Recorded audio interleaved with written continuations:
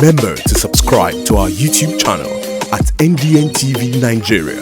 Click on the subscribe button and be the first to get notifications. A major breakthrough has been recorded in the fight to regain the Bayelsa state-owned Atala oil field in oil mining lease OML 46, which was revoked and subsequently re-awarded to a private investor by the Nigerian Upstream Regulatory Commission NURC. This follows President Muhammadu Buhari's assurance to grant the request of Bayelsa State Governor Senator Douye Diri for restoration of the oil field during a recent visit to the State House in AKUGHA.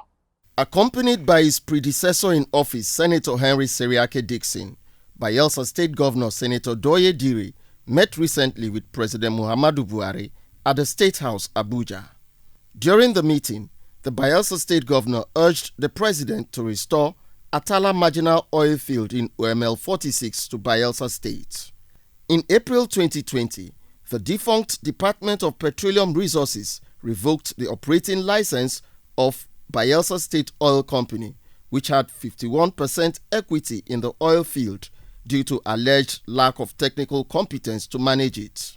Following a protest from the Bayelsa State government, President Buhari in October 2020 directed immediate, and I quote, reinstatement of revoked licenses on a discretionary basis to qualified companies with consideration given to the previous operators of the respective fields, subject to the demonstration of technical and financial capacity and payment of applicable good and valuable consideration, end of quote.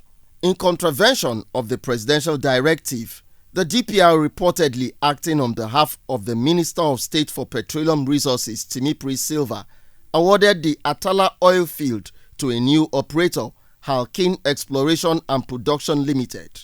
During his visit to the State House, Senator Diri called for reallocation of the oil field to Bayelsa State, a request which the President promised to address promptly. Earlier, the Senate Committee on Ethics, Privileges and Public Petitions, acting on a petition from the Bayelsa State government, met with officials of the Nigerian Upstream Petroleum Regulatory Commission, which replaces the DPR as a regulatory agency.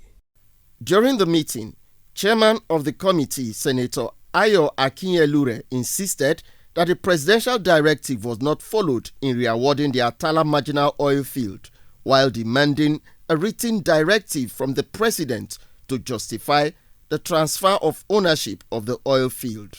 We are saying, give us evidence. As senators, as a committee, the verbal order in this case will not suffice.